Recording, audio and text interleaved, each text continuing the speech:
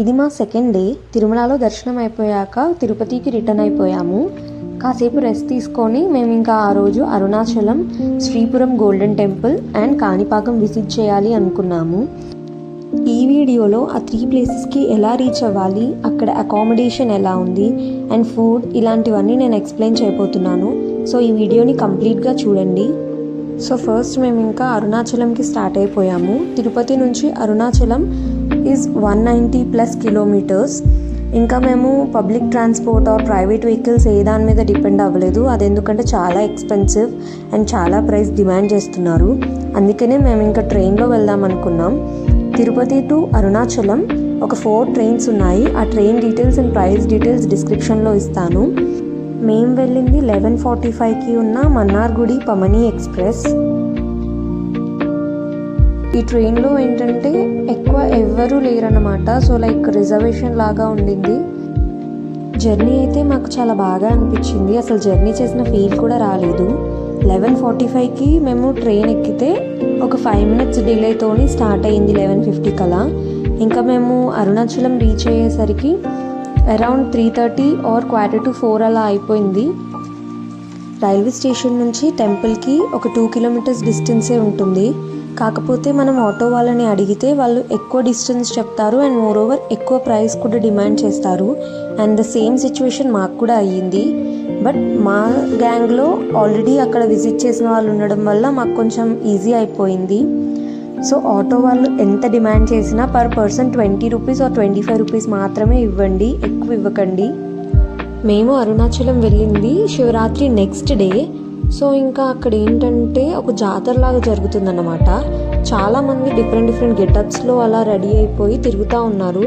మాకైతే అది చాలా బాగా అనిపించింది అండ్ చాలా కొత్తగా అనిపించింది.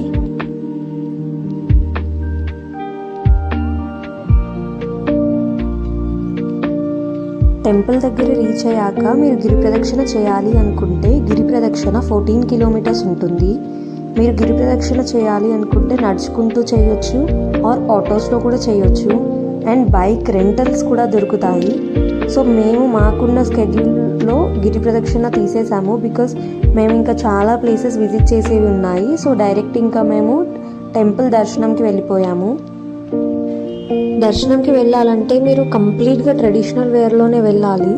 జీన్స్ ఆర్ షార్ట్స్లో వెళ్తామంటే అస్సలు లోపలికి అలో చేయరు, బయటికి పంపించేస్తారు. ఆరెల్స్ అక్కడ దగ్గరలో ఉన్న షాప్లో పంచ కొనిపించేసి కట్టుకోమంటారు. సో మ్యాక్స్ మీరు ట్రెడిషనల్ వేర్లోనే వెళ్ళడానికి ట్రై చేయండి. Temple closing time is 8. 7:59కి మీరు వెళ్ళినా కానీ మిమ్మల్ని అలో చేస్తారు. బట్ 8 అయింది అని అంటే అస్సలు అలో చేయరు. సో మీరు ముందే ప్లాన్ చేసేసుకోండి. మేము ఇంకా 8కి ముందే లోపలికి వెళ్ళిపోయాము. దర్శనం 1 hourలో అయిపోయింది అంతే, ఎక్కువ టైం కూడా ఏమీ పట్టదు. సో ఆఫ్టర్ దర్శనం కాసేపు అలా బయట కూర్చున్నాము. కానీ 9 o'clock అలా వచ్చేసి మమ్మల్ని బయటికి పంపించేశారు. ఇంకా టెంపుల్ని క్లోజ్ చేసేస్తాము అని చెప్పేసి. దర్శనం తర్వాత మేము ఇంకా ఆ రోజు అరుణాచలంలోనే స్టే చేసాము. ఇక్కడ స్టే చేయడానికి మఠాలు లాంటివి ఉంటాయి. మేముందైతే అప్పర్ స్వామిగల్ మఠం. ఇక్కడ ఏంటంటే లాకర్స్ లాంటివి ఇస్తారు and per person 100 rupees charge చేస్తారు. అండ్ ఇలా మ్యాట్స్ లాంటివి ఇస్తారు, అది పర్ పర్సన్ 100 రూపీస్ 24 hours. దాని పక్కనే ఇంకోటి సేవా మఠం అని కూడా ఉంటుంది, అక్కడ కూడా సేమ్ ప్రైస్. బయట మీరు రూమ్స్ తీసుకోవాలి అని అనుకుంటే 24 hours 4,000 5,000 అలా ఛార్జ్ చేస్తున్నారు. సో ఇవి కొంచెం better and affordable, cost friendly అని నేను చెప్తాను. అండ్ మేము ఇక్కడే స్టే చేసాము. నెక్స్ట్ డే మార్నింగ్ మళ్ళీ సేమ్ మన్నార్గుడి పమని ఎక్స్ప్రెస్ 10:45కి అరుణాచలం నుండి ఉండే. సో మేము ఇంకా మళ్ళీ మా జర్నీ స్టార్ట్ చేసాము. మేము 12:45కి అలా రీచ్ అయిపోయాము. మీరు శ్రీపురం గోల్డెన్ టెంపుల్కి వెళ్ళాలి అనుకుంటే వెల్లోర్ అనే స్టేషన్లో దిగాలి. సో మేము అక్కడి నుంచి శ్రీపురం అమ్మవారి టెంపుల్కి స్టార్ట్ అయ్యాము. ఆటోస్ అయితే చాలా ఎక్కువ ఛార్జ్ చేస్తున్నారు, 600 రూపీస్ అంట.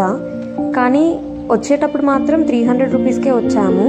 సో మీరు కొంచెం బార్గెనింగ్ స్కిల్స్ ఉంటేనే ఇక్కడ కాస్ట్ని కంట్రోల్ చేయగలుగుతారు. ఈ శ్రీపురం గోల్డెన్ టెంపుల్లో అమ్మవారు 70 kg గోల్డ్తో ఉన్నారు. అండ్ అమ్మవారి చుట్టూ మనం వెళ్ళే దారంతా స్టార్ షేప్లో ఉంటుంది. ఆ స్టార్ షేప్లోనే నడుచుకుంటూ దర్శనంకి వెళ్ళాలి. ఎంట్రన్స్ నుంచి లోపలికి రాగానే రైట్ సైడ్లో మన ఫోన్స్, లగేజ్ డిపాజిట్ చేసే కౌంటర్స్ ఉంటాయి. Phones and luggage is not allowed. దాని పక్కనే ఇలా ఒక బిల్డింగ్ ఉంటుంది, అక్కడ ఈవినింగ్ వరకు ఫుడ్ పెడతారు. సో ఇంకా ఆఫ్టర్ దర్శనం మేము మళ్ళీ చిత్తూరుకి స్టార్ట్ అయిపోయాము కాణిపాకం వెళ్ళడానికి. So Vellore to Chittoor buses ఉంటాయి. చిత్తూరులో దిగి మళ్ళీ చిత్తూరు నుంచి కాణిపాకంకి ఇంకొక సపరేట్ బస్లో వెళ్ళాలి. మేము అక్కడికి వచ్చేసరికి ఆల్మోస్ట్ 6:30 అలా అయిపోయింది. చిత్తూరు నుంచి కాణిపాకం 20 minutesలో వెళ్ళిపోవచ్చు. కాణిపాకం కంప్లీట్ హిస్టరీ కావాలంటే కమెంట్ చేయండి, వీడియో చేస్తాను. కాణిపాకం ఓల్డ్ టెంపుల్గా ఉన్నప్పుడు వెళ్ళాము, ఇప్పుడు మొత్తం రెనోవేట్ చేసేశారు. Kanipakam temple closing time is 9 o'clock and last bus కూడా 9 o'clockకే ఉంటుంది తిరుపతికి. సో మేము ఇంకా తిరుపతికి లాస్ట్ బస్ ఎక్కేసి వెళ్ళిపోయాము. ఈ 3 temples గురించి అండ్ ఈ వీడియో గురించి మీకు ఏమైనా డౌట్స్ అండ్ క్వశ్చన్స్ ఉంటే do let us know in the comment section.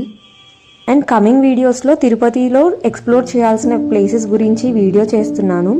So stay tune for part 3 and subscribe to our channel.